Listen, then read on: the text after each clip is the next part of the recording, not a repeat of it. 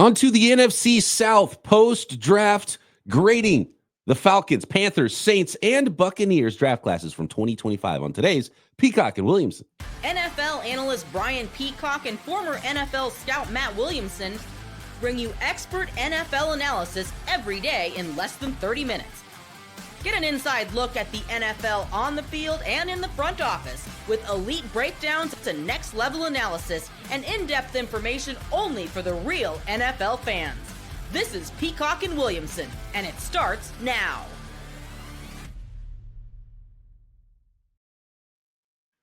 Welcome to the Peacock and Williamson NFL Show. Brian Peacock alongside Matt Williamson at BD Peacock at Williamson NFL. Thanks, everybody, for making us your first listen on the Locked On Podcast Network. Your team every day. Thanks for hanging out with us throughout the draft process. We're not done grading all of these drafts, or one of these teams ready to take control of the NFC South division. Make sure you subscribe here on YouTube and everywhere you get your podcast. Hang out with us as we get ready for the 2025 season, as we do every day here on the Locked On Podcast Network. And today's episode of Peacock and Williamson is brought to you by FanDuel. Right now, new customers can get $250 in bonus bets. All you got to do is win your first $5 bet and go to FanDuel.com to get started.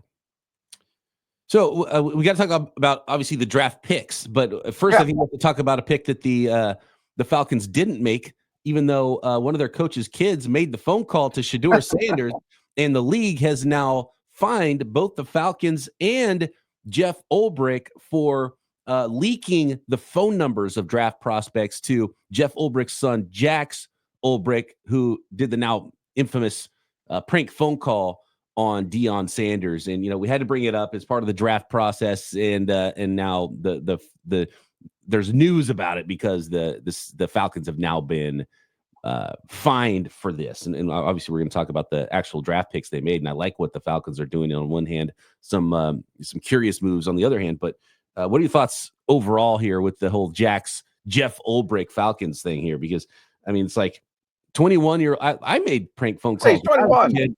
But I was 15. I wasn't 21 when I was doing it. And I didn't steal my dad's Rolodex. And, you know, like, come on, man. What all his clients. Yeah. Pretty childish stuff. And in the end, Matt, who cares? It was a prank phone call. It's not a big deal. Shedeur Sanders, you know, it's a big moment in his life. By the way, this is not the first time a draft pick has been prank called. Sometimes it's their own buddies that call you up while they're in the draft. Like, this is not the first time this has happened to a draft prospect. It's just the most famous time now. Yeah, I mean, I don't know. I think it's a horrible thing to do to somebody. I mean, on such a special day. I mean, it's just a terrible thing to do. But the whole thing is kind of humorous. I assume they're getting fined not necessarily for the call, but as much as leaking private information. You know, like all these guys. Yeah, and my hunch is Ulbrich didn't do anything wrong. He just left his iPad laying around or whatever, and his dumbass fraternity brothers and his 21-year-old kid who's 21. He's not 12, like you said. I mean, he's kind of out of dad's reach at this point. Is, you know, just being an ass, you know? Right? Yeah. It's just a dork move at this point. When you're 21 years, like, he's the same age of these prospects. He should be graduating and getting ready to do big things in his career, right? And the fact that they filmed it too, as if it was like going to be a hilarious thing that you should put out there. Right. It's just a dumb situation. It is. I don't think it's a big deal. They called other prospects too. I think it wasn't just him. I think this happened before. There's stories of prospects' buddies calling them up and doing this to them during the draft and messing with their friends. And, you know, like, this is something that's happened before, and it's a famous thing. It's really kind of a weird thing too with the draft and calling prospects. And some teams call the prospect before they're even ready to take them, right? Yeah. A weird part of the process. When do you decide to call a prospect? And because there's been times when it's like, oh, I'm on the phone, I'm on the other line with the team that's actually on the clock. You better trade up because I think this team is about to take me. It's the whole phone call thing it's a really unique part of the process. Yeah, it is. I mean, I did a little bit of it with undrafted free agents that year I was with the Browns, but that's totally different. You know, they're all hoping you start that in the 6th or 7th round, you know, and they're hoping to get drafted and, hey, if you don't, get back to us, blah, blah, blah.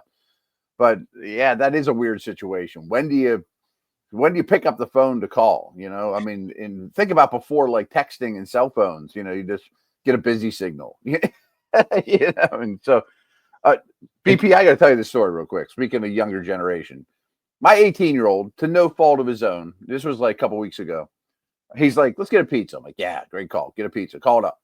He calls the pizza place and he gets a busy signal. And he's like, Dad, what is this? He says, listen to this. What's going on here? I'm like, that's a busy signal. He's like, well, what's that mean? Does that mean they're going to, he's like, well, they call me back then? I'm like, no, they won't call you back. And no clue what a busy signal is. Like you'll find this with your son. There's just things that don't exist in their life, Yeah, the idea that something doesn't go through and doesn't have like a reminder pop up for the person on the other side, right? It's just like, notification. Oh, they'll get back. No, they won't. They don't know you tried. You just try again. Right. You got to call again. It's not on a rotary phone, at least, But anyways, let's talk Falcons. Falcons making moves. And first of all, sitting at pick number 15, they got Jalen Walker, which was probably one of the best case scenarios for them, I would guess, where they're at. Love the scheme fit for Jalen Walker there. Edge rusher. He's listed as a linebacker, but I mean, his strength and his value to an NFL team is what he's able to do as a pass rusher. Then they came back and got another undersized stand-up sort of an edge rusher in James Pierce, trading up to get him, which is a key for this class. Also in round 1 at pick number 26. And then in round 3, with no second-round pick, they came back with Xavier Watts, safety out of Notre Dame. Back-to-back safeties going 4th round, Oklahoma safety Billy Bowman Jr., and only 5 picks in this class. Jack Nelson was the 7th rounder out of Wisconsin, offensive tackle. To be honest with you, they might have gotten 4 starters out of this class. And if they did, it's a hit. And if James Pierce and Jalen Walker are as good as obviously the Falcons think they're going to be, it's an awesome class. It's a home run class. But you got to factor in that they are giving up a lot of value to go up and get James Pierce. Was that worth it in the end for the Atlanta Falcons, Matt? So I think they got a gift at pick 15 that Walker was still there. Keep him in Georgia.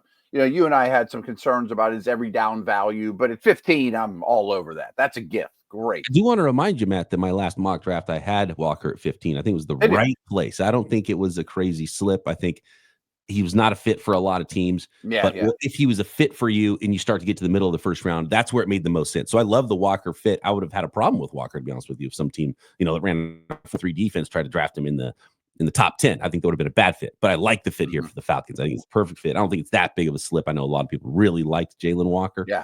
There's still some and that's kind of the thing with me with both Walker and Pierce. Like, you're not out of the woods. You like the athletic ability. You can project these guys are going to be very valuable and productive in the NFL. But I think I said this post-draft as well, immediately after the first round, is like, they have like 1.5 pass rush moves put together. Like, there's a lot of work as well with these guys. So there is some boom or bust, I think, to both of these prospects.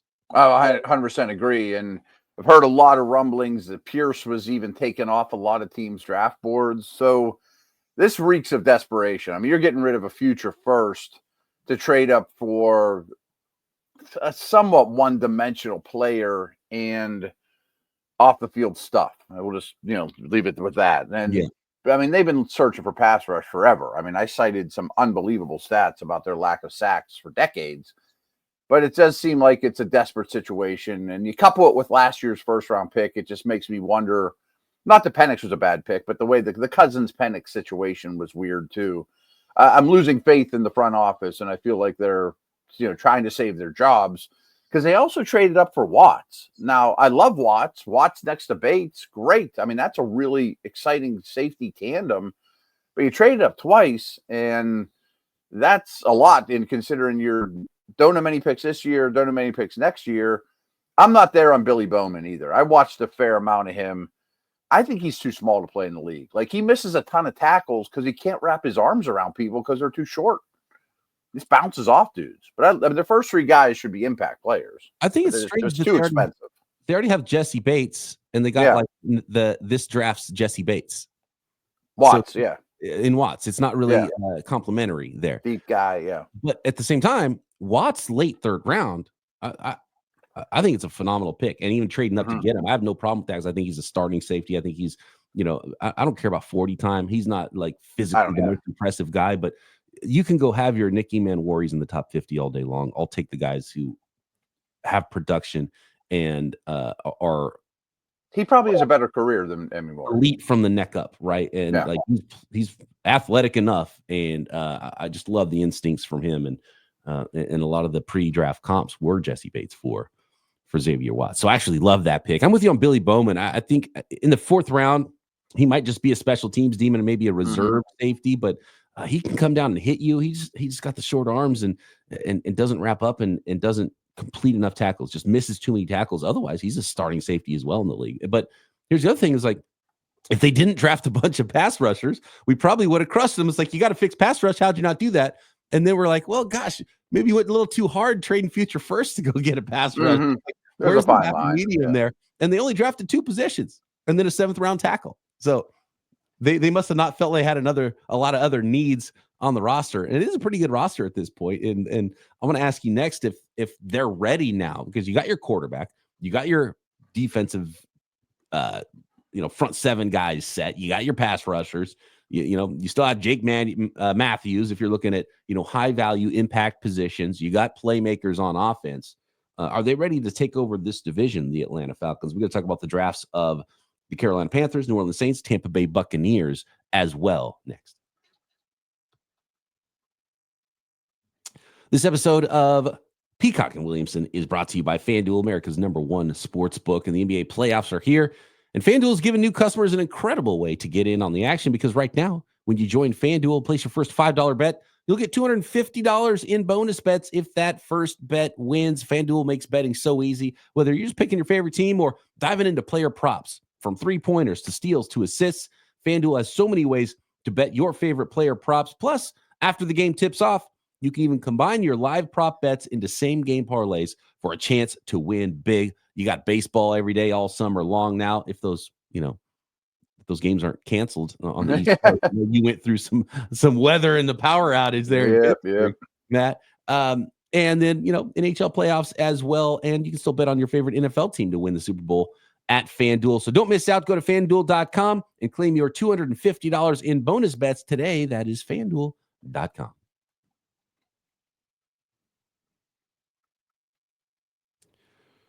So what is the grade for the Atlanta Falcons here? And do you think the Falcons have positioned themselves now? Got their quarterback, got their pass rushers, got their secondary pieces, got their offensive line already kind of ready to go, got offensive playmakers, Bijan Robinson. Like, is this team ready to go? Is this the next great NFC South football team?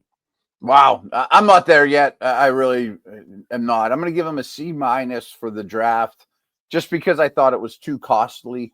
I don't dislike the players at all. I think they're still well behind Tampa. And I know that their biggest needs are on defense, but most of these teams with the young quarterbacks, the second-year guys, the underdeveloped ones, the Bears are a perfect example yesterday we talked about, did a lot more to help their young quarterback. I mean, I think they're kind of trusting Penix more than I would at this point, Not that they didn't have pieces in place on offense. I understand that, I still don't know exactly how they're going to utilize Jalen Walker, because I just think the teams aren't really generally good at doing the whole, he's kind of a strong side backer, but he's kind of a pass rusher. And, is he going to just moonlight? The way he plays. Easier said than done. Yeah. So there's still, it's going to be, I'm going to go C+, even though I like some of the players they took. I do think that, off-field stuff aside, they got Pierce in the right place, because I think he's dynamically athletic, flies off the edge, and there could be a lot there. But you paid a big price. I love Watts, but they had to trade up for him too. So they just paid a high price and didn't have a very large draft class and really addressed 2 positions. So for that, C+. I can see this going great. I can see it looking back and being like, well, yeah, we spent 3 first-round picks and other picks to get a couple guys, and we ended up with some just pretty decent starters, and that's about it. Yeah. I mean, that's kind of where I'm at too. Carolina Panthers. Hold on. I want to pull this up here, because our friend of the program, Mike Renner, who is now with CBS Sports, and he also was formerly at PFF, and he was formerly hosting a show right here on the Locked On Podcast Network. When it comes to the Carolina Panthers, he reminded me that Eric Eager, who was the former director of analytics he's the director of analytics now with the Carolina Panthers, but he was basically that same job with Pro Football Focus previously. And he was also at Sumer Sports and did really good work there. Yeah, absolutely. Yeah. And so when the Panthers were trying to trade out, and it was like they were like we are ready to trade out team. And before the draft happened, Mike Renner on Twitter reminded me, he's like, yeah, when Eric Eager was on the old PFF draft shows, we would kick to him for who our trade value chart showed as winning the trades.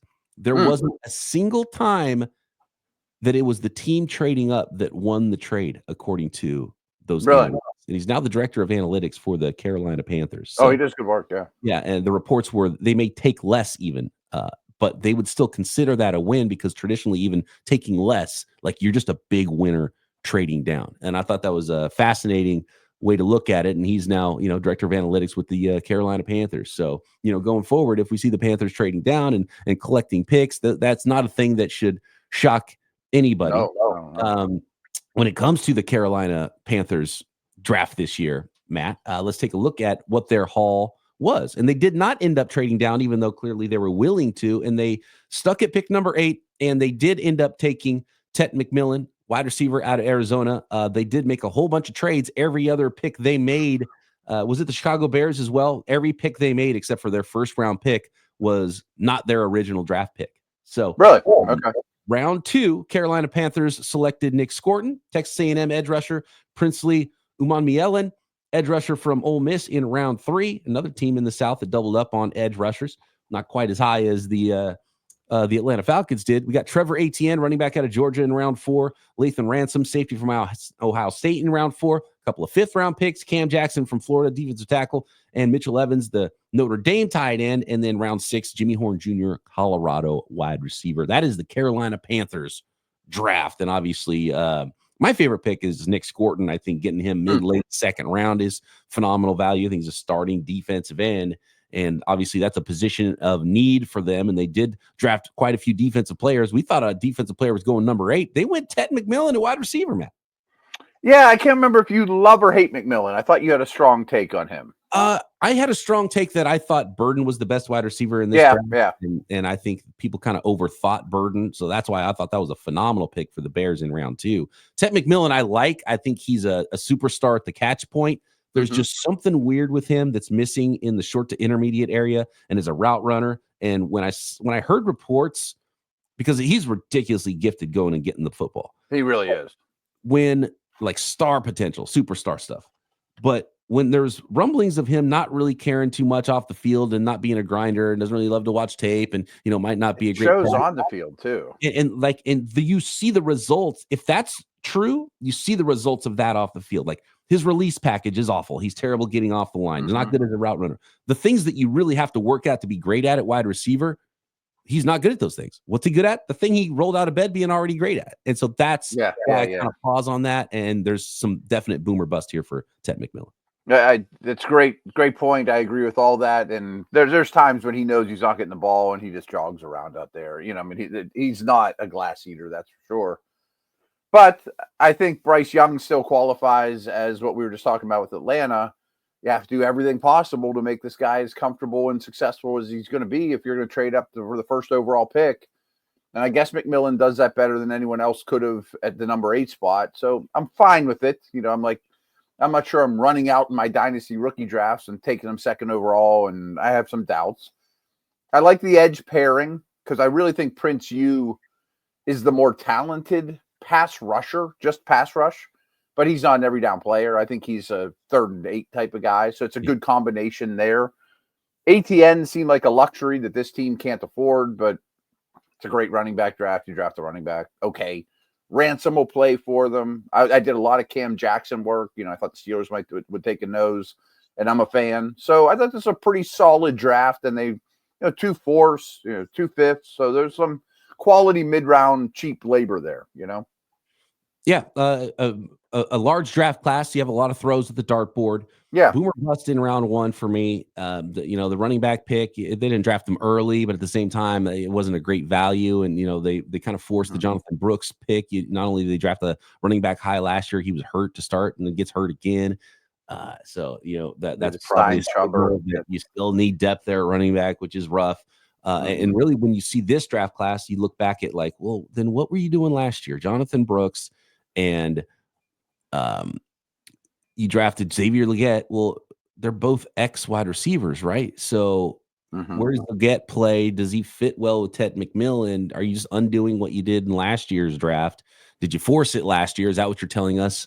I think it's just a ringing endorsement that Legette and Brooks aren't it for injury. And, Legette struggled as a rookie. Brooks may never play again. Yeah. So that's, that's interesting stuff there. And obviously we're grading this draft and not last year's draft. I just wonder how Ted and Xavier Legette go together. And I'd love to hear what you think about that.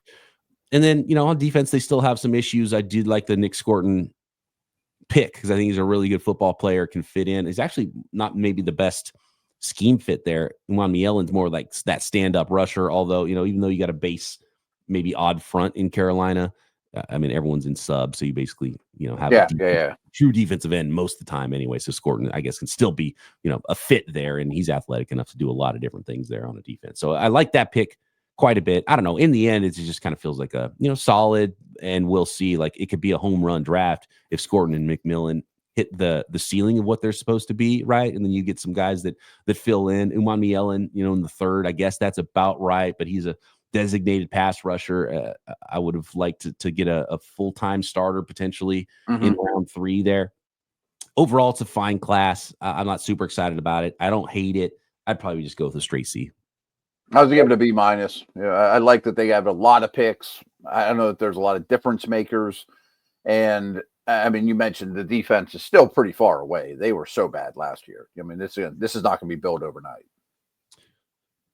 Next, we've got to talk New Orleans Saints, Tampa Bay Buccaneers draft. How do we grade the rest of the drafts from the NFC South next?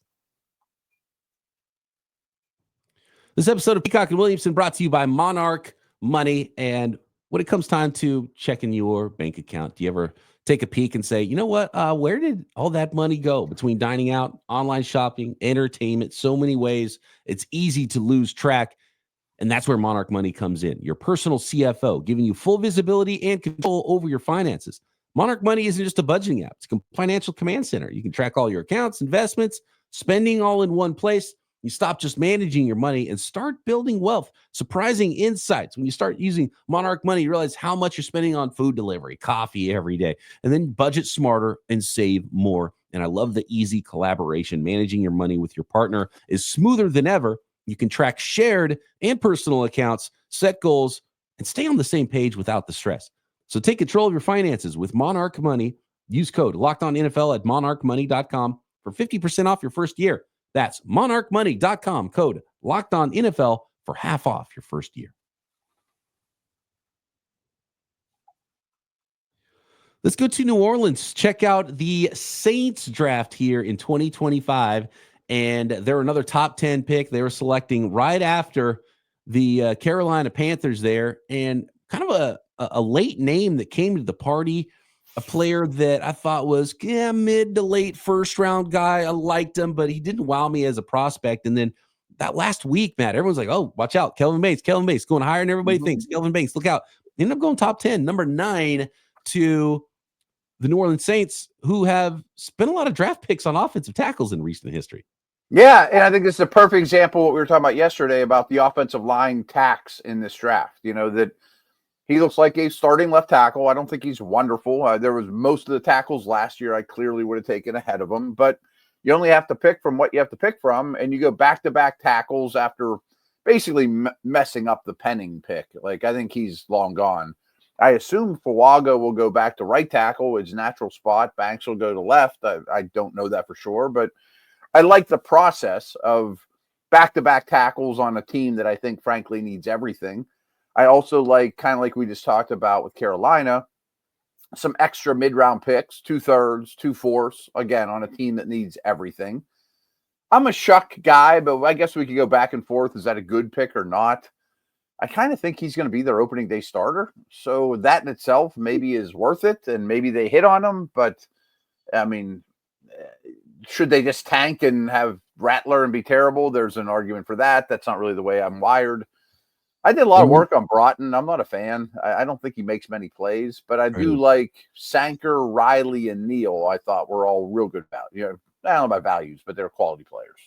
Danny Stutzman goes 2 rounds higher if this is 20 years ago. That's true too. Maybe he's Demario Davis part 2. Hopefully, By the way, I didn't go through all the picks. So Kelvin Banks is that first round pick, 9 overall. That's Tyler Shuck early in round 2. Vernon Broughton, big, long defensive tackle out of Texas in round 3. Late round 3, comp area, Jonas Sanker, safety from Virginia. Danny Stutzman, Oklahoma linebacker in round 4. Quincy Riley, corner out of Louisville, late round 4. Then in round 6, Devin Neal, running back from Kansas. Maliki Motavao, UCLA, tight end. They got a lot of good names at UCLA, man. A lot of good prospects actually at UCLA. A lot of day 3 guys that are going to make an impact, I think, in the NFL. Fadil Diggs, finishing up the draft, late 7th round, edge rusher out of Syracuse. But yeah, so Tyler, like the thing you just laid out, then it's like, well, you just wasted a top 50 pick on Tyler Shuck because now you're drafting high again and might draft a different quarterback next year if it's like a tank situation, right? You got to believe Tyler Shuck is going to start and be really good, or else why even making that selection? Which I kind of get. It seemed like they forced it, but I didn't want him to go, frankly, to Pittsburgh behind Rudolph and Rodgers at his age. At least he could play early. I like them. Maybe you found one. I think they're just not wired to, quote, tank it. I think they're going to try to go all in every year. It's just the way that the organization is. And it wouldn't preclude you from taking Arch Manning or whoever. But wouldn't it be better if it was a D tackle or I don't know. I have mixed feelings on that one. Yeah, a lot of C's. Like, Kelvin Banks, some people thought he was a guard. He doesn't wow me. He didn't test amazing either. And, like, there's some times on film you're like, oh, this guy's left tackle, like him a lot. Sometimes, like, yeah. He's just good. I think starting left tackle though, and I guess you got to spend a high first round pick on those because they're harder to find, and those guys go high. So Shuck, I don't love the pick and where they got him. Broughton, I liked him, but I thought he was a 5th rounder, a 3rd rounder. Yeah. Okay, he better be everything you think he's going to be. I thought he was a better fit as like a 5 technique. He's like a pure 5 technique with that length that he has. Stutzman, old school linebacker. Actually, my favorite pick might be Quincy Riley. I like Riley and Neal a lot. I think Quincy Riley can be one of your top 3 corners, can play a little outside, a little inside. He's not dynamically large or fast, but he's got enough size and enough speed, and I think he can play. So that's my favorite pick there. I guess it's just kind of a C draft, and like some things have to really go right with those first 3 picks, though. I'm going to give it a C+ just because positional value with Banks and maybe Shuck turns into your guy. The mid-round stuff is fine.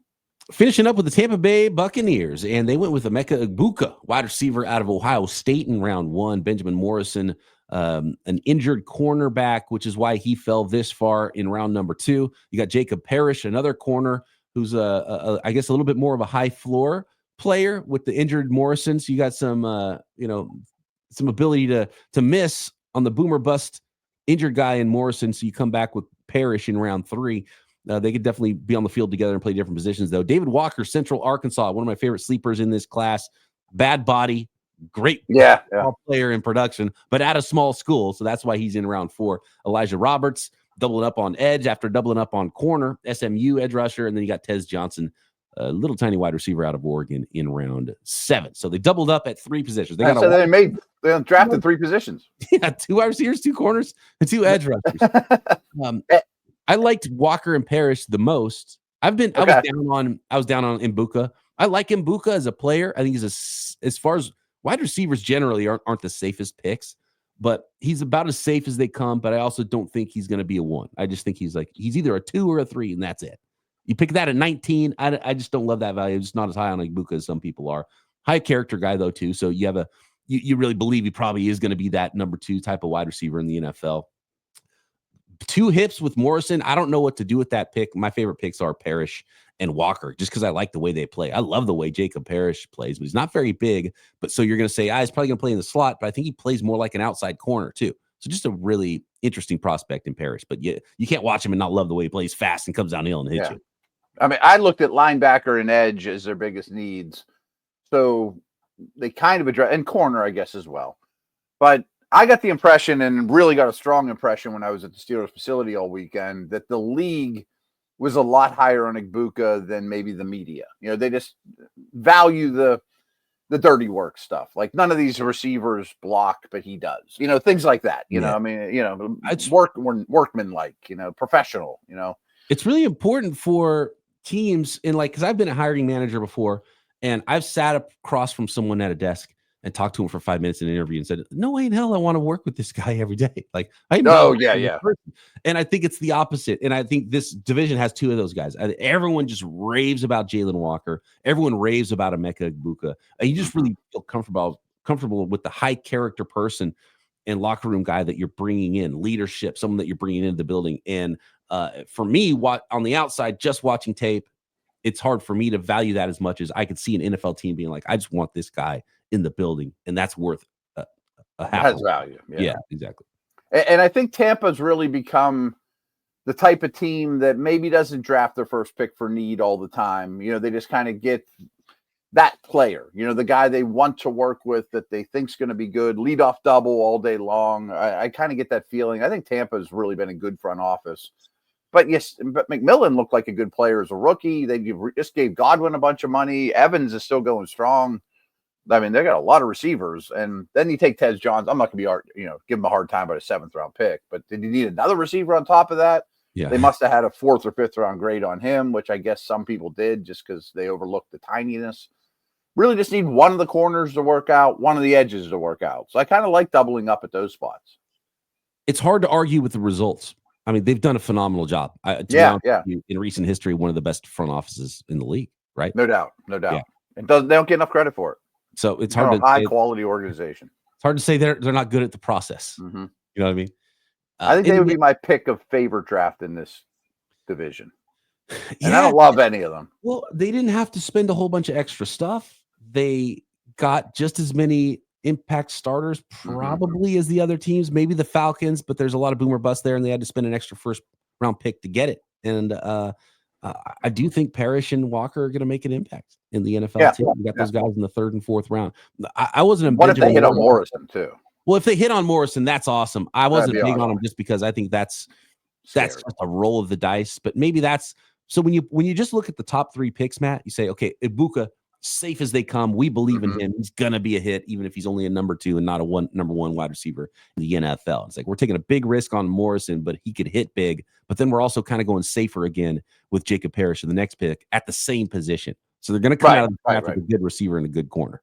And then and I think also Parrish could be your slot if they both hit, Morrison will be outside, Parrish will be slot. So he's a really nice kind of a safety blanket for the Morrison pick. Still not blown away. I'm gonna go C+ here. All C's. I want C's and C pluses in the entire division for me, man. So okay, I'm gonna give them a B, which would be the best grade I gave out for this division. So I'm gonna go Falcons last, Saints 3rd, Panthers 2, Tampa 1. But I have a feeling these guys would not rank great in most divisions. I didn't love what any of these teams did. Middle of the pack. Middle of the pack. Falcons taking that home run swing. We'll see if they take over the division because of these last couple of drafts. Some bold moves from the Atlanta Falcons, that is for sure. And can they catch up to Steady Eddie over there in Tampa? I think the Saints and the Carolina Panthers, I don't see much of a pass for them to be much better. I don't think these classes are going to make them be that either. So we'll see how things go here. Dark times ahead for New Orleans. Yeah. Thanks, everybody, for making us your first listen. Let us know what you think at BD Peacock, at Williamson NFL. Drop a comment on YouTube. Subscribe while you're there. And Matt and I will be back tomorrow breaking down another division. We're finishing up the NFC. Oh, no, you know what? We're not. Tomorrow is our mailbag. Yeah. Before we get back into our division by division, team by team grades. So drop us a question on YouTube or on Twitter, and we'll get to that post-draft mailbag tomorrow right here. Peacock and Williamson.